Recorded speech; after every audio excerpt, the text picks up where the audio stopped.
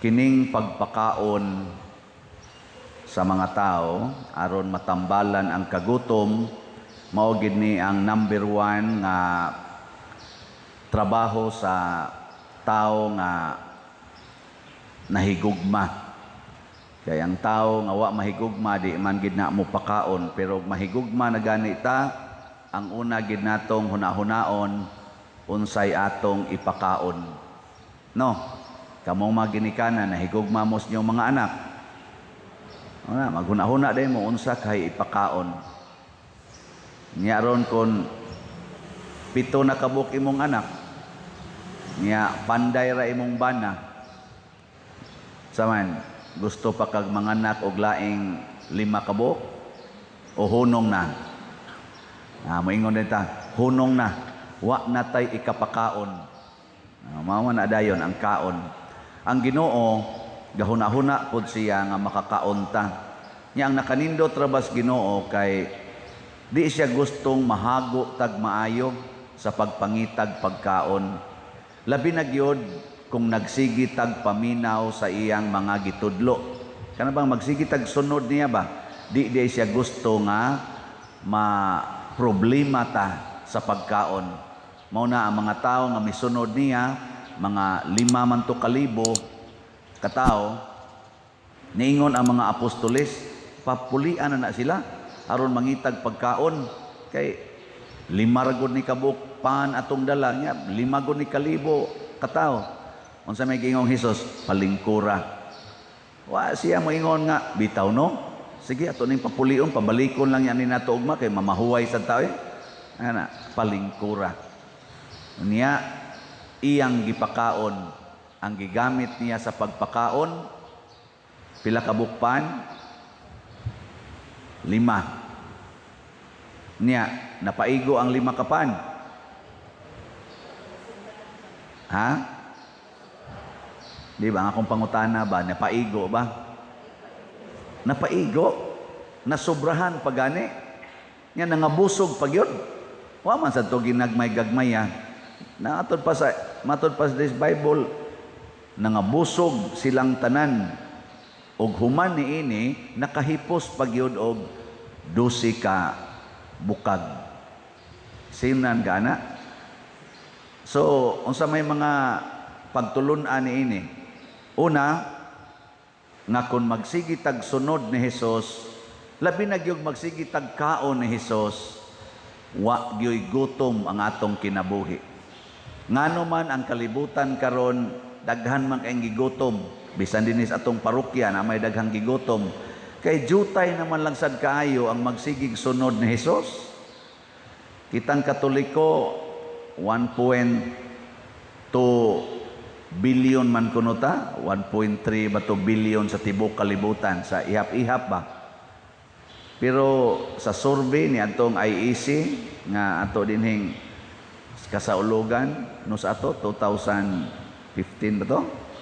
I-survey, oy wa kaabot or mag-average lag 10% sa mga Katoliko nga recognized Catholics in every parish, 10% ra ang musimba kada Domingo.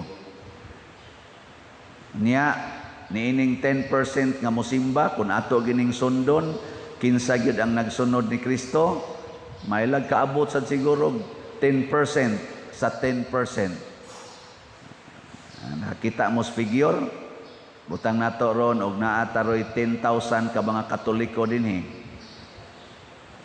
10,000. Pila may 10%? 1,000. Nya 10% sa 1,000. Pila man?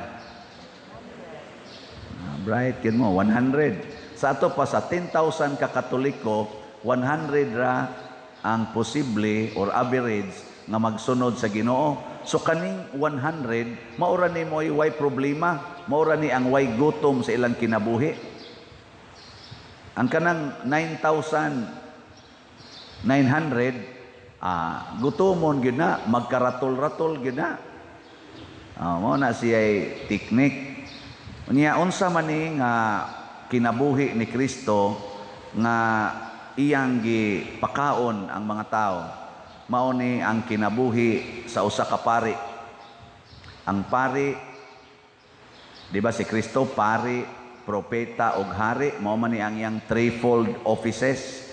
Mausad ni ang atong threefold offices nga nadawat, ako ganining tawgon, og threefold power sa matag binunyagan. Kay pagbunyag nato, naliwat man dayon ta ni Kristo. Nakadawat sad ta sa pagkapropeta, pagkapari, o pagkahari nga gahom. Nya kining gahom sa pagkapari, mao ni gamiton sa pagpakaon sa mga tao. Gigamit ni Kristo. Muna diri sa atong unang pagbasa, unsa man?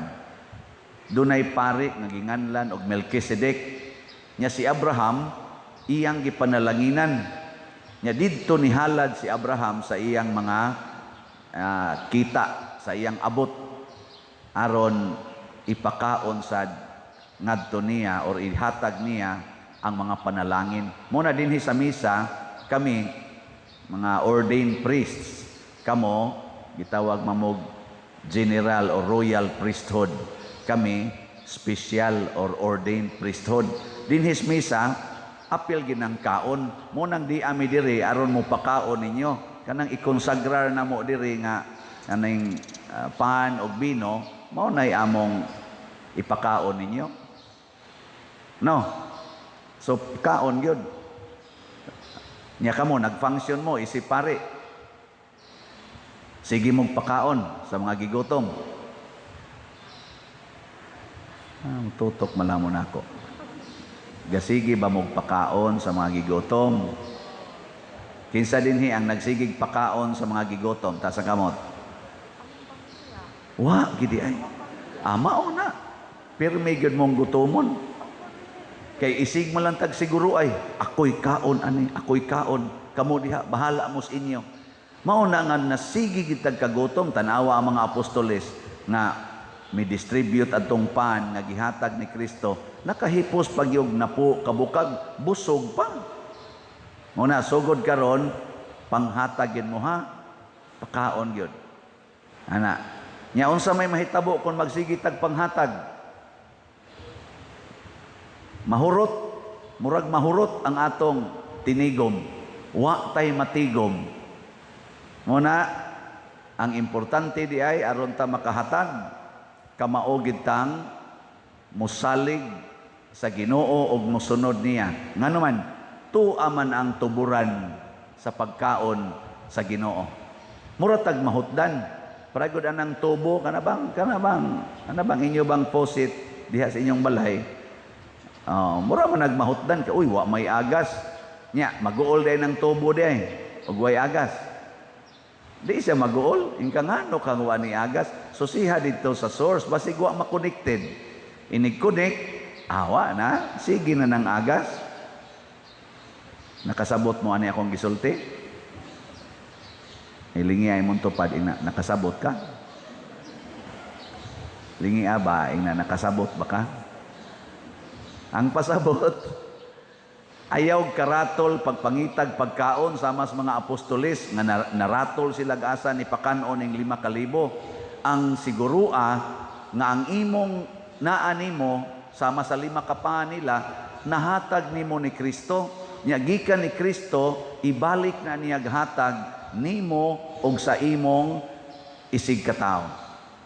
Maunay teknik di ay, mao di ay na ang Corpus Christi, ang lawas ug dugo ni Kristo, ni aday nagikan nato, niya atong ihalad ngadto sa Ginoo aron ibalik niya nato nga daghan na kaayo para ipaambit nato sa uban. Munang do natay offertory dinhi. Kanang inyong gihalad, kana bino ug pan, simbolik na kanang inyong ihugs kolekta, kanang inyong ipaso diri nga magdamo anang sobre, simbolik na nga ang tanan nga naa ninyo nga jutay kaayo ihalad na nga ris Ginoo haron ibalik nas Ginoo ninyo og inyo nang i-distribute ngadto sa atong isig katawo. Kana ra gyud. Mura mamugwa kasabot wa. Mura gwa ra gyud. Mao day na wa gyud kasabot no. Nakita mo sa beauty? Wa nay kuan, wa nay problema kung mahutdan batag dili. Why crisis? sa Ginoo wa gi krisis. Tanawa sila si Saint Francis of Assisi, Mother Teresa of Calcutta, ug uban pang mga dagko nga mga santos nato niining champion aning charitable work. Namiya sila sa ilang kadato. Nya gapuyo sila nga pobre, pero ang ilang gibuhat siging halad ngadto sa Ginoo. Siging halad. Nya ang Ginoo mo'y muhatag nila. Sige sad sila distribute ngadto sa mga taong gigutom. Kadaghan sa ilang gipakaon na tao. Wa man gid sila mabalaka. Wa man sa gyud mahutdi.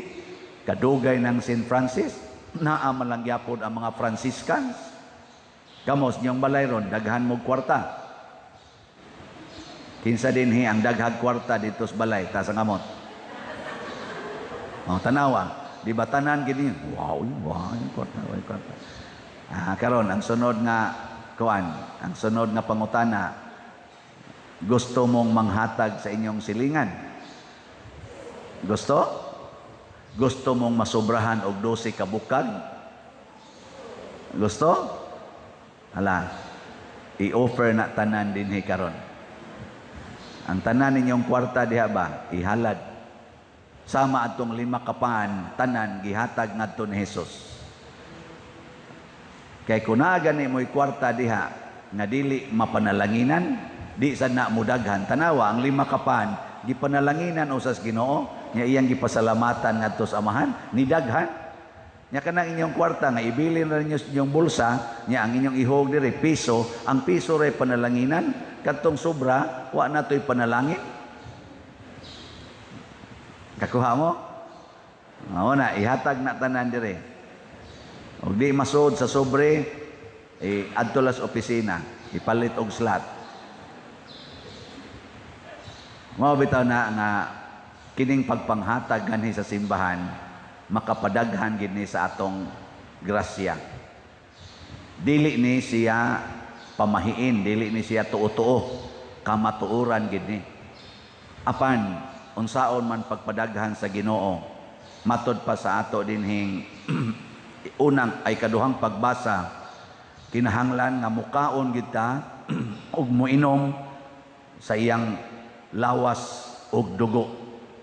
Unya sa matag inom nato or matag kaon sad nato sa iyang dugo ug lawas, matud pa dinhi nagsangyaw ta sa iyang kamatayon hangtod sa pagbalik niya.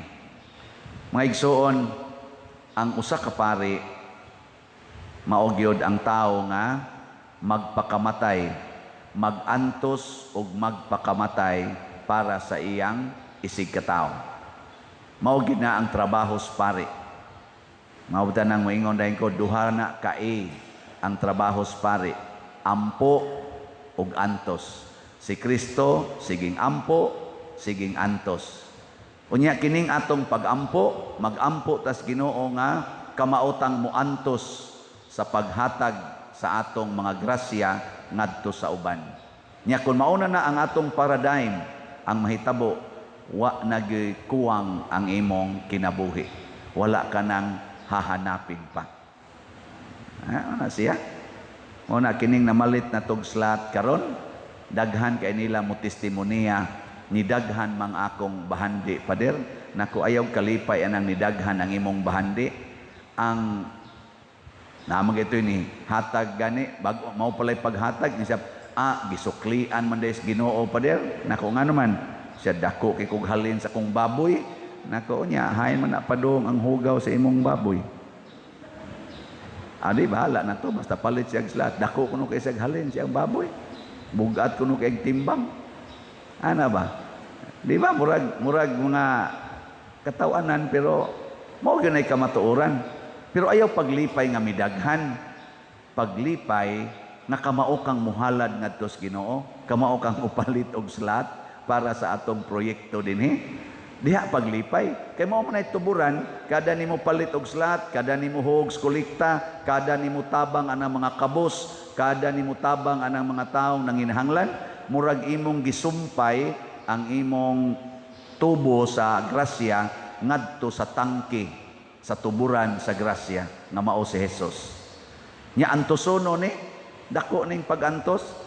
Kana bang kamautang mahigugmas pagantos para sa atong isig katao. Muna karon nanatay halin sa atong dopes niabot na og 8,091 ka slots. So salamat kayo. Doon na mga labing minus, mga 5,000 katao ang nag-contribute ani.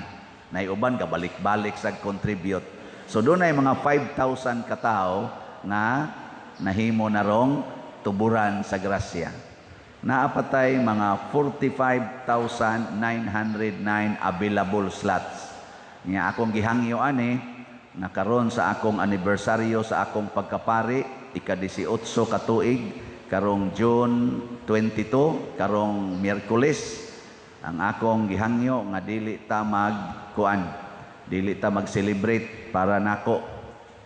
Ordinaryo lang, pero ang akong ihangyo ninyo na nakauyon sa akong pagkapari or nalipay nga napari ko, hala palit mog slot.